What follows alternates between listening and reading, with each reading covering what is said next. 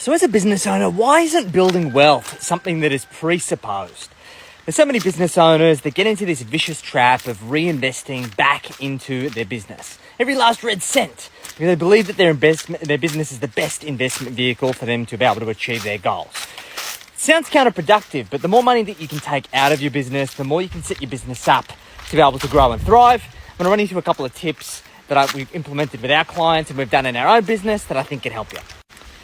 So business as an investment vehicle can be a fantastic way to amass wealth.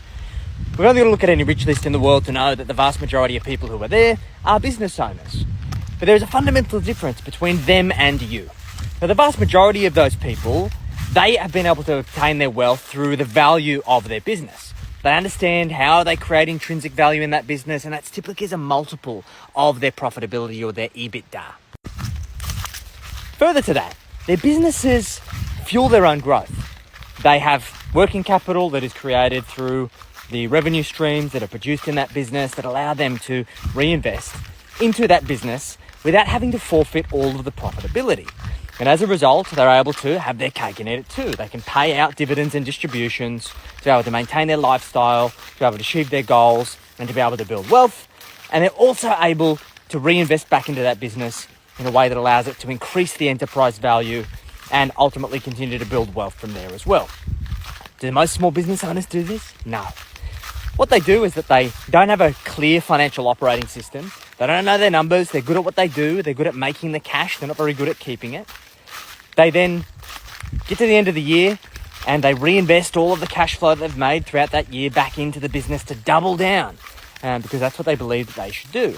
And that comes at the detriment of their own personal income. They typically pay themselves very poorly, whether it be 80 grand a year or whatever their accountant tells them to do. They ultimately then put themselves in a position where they need to defer their personal goals and aspirations in pursuit of growing their business. And sure, you might be able to do that for a period of time, but if given the opportunity, is that what you really want to do? Just coming to check on my little calf, Pistache. She's just chilling out here.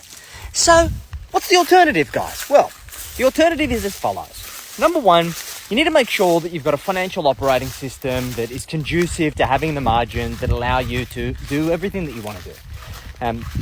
Conducive of paying yourself the income that you deserve, having surplus profits that you can distribute as dividends that are going to be cream on top and allow you to achieve your personal goals and aspirations, buy the house you want to buy, pay it off, build wealth, create passive income, and also fund the lifestyle ambitions that you have above and beyond your base level of living. Next, we also need to make sure that we're not just bleeding the business dry. There needs to be working capital that has been pre-allocated as part of this financial operating system that allows us to continue to double down, because your business, if set up appropriately, is a great wealth creation vehicle. There's business acquisitions that are available. You can expand your team. You can invest in more infrastructure, buy better equipment, essentially set yourself up to be able to get bigger and better jobs. That requires working capital. So we need to get that financial model right. The second thing is we need to make sure that we've got our cash flow structured, because just because you've got a great financial operating system doesn't necessarily mean that you hold on to the cash.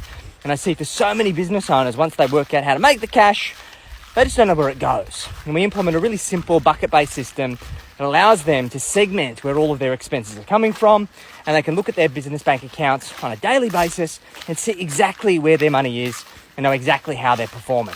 No fancy financial statements, no pro forma reports from your accountant, just cold hard cash. The third thing we need to do is we need to start using automations around wealth creation.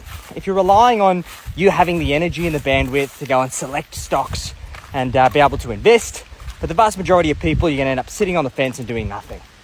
What we ultimately do is we set up an investment portfolio and we set up a direct debit monthly, relatively small to start off with. For some of our clients, it might even be $500 a month. And then what we do is we have a system, a process involved that once every 90 days, we review that contribution and then we increase it. And over time, that compounds. It goes from 500 to 1,000, 1,000 to 2,000, 2,000 to 5,000, whatever is within the capacity of their surplus, both personally and in their business. And what you find is that this momentum building exercise picks up really quick. And you start getting excited around the fact that, hey, this is easy. You can start allocating money into the market without basically any time investment at all. I can make one decision a quarter to increase that contribution, set and forget it, and then rinse and repeat. Pretty straightforward, right? So this is the basis of setting your business up for wealth creation being presupposed. It's not very sexy, not very complicated. Most people just need to be prepared to put in the work to set it all up. For most of our clients, we implement this over the course of about 12 weeks, and then we spend about a year optimizing and improving it as they grow and scale their business. I was just chatting to a client for a case study this week, and when she started working with us, she was doing about 7 figures, so just ticked over the $1 million run rate, and cash flow was tight. Couldn't work out of the business, was a slave to the business, wasn't producing the profits or the cash flow she really wanted.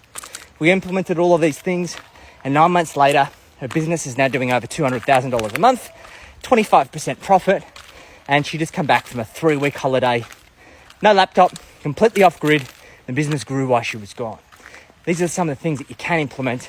You've got the right strategy, you've got the right tactics, and you take the right action. Let me know your thoughts.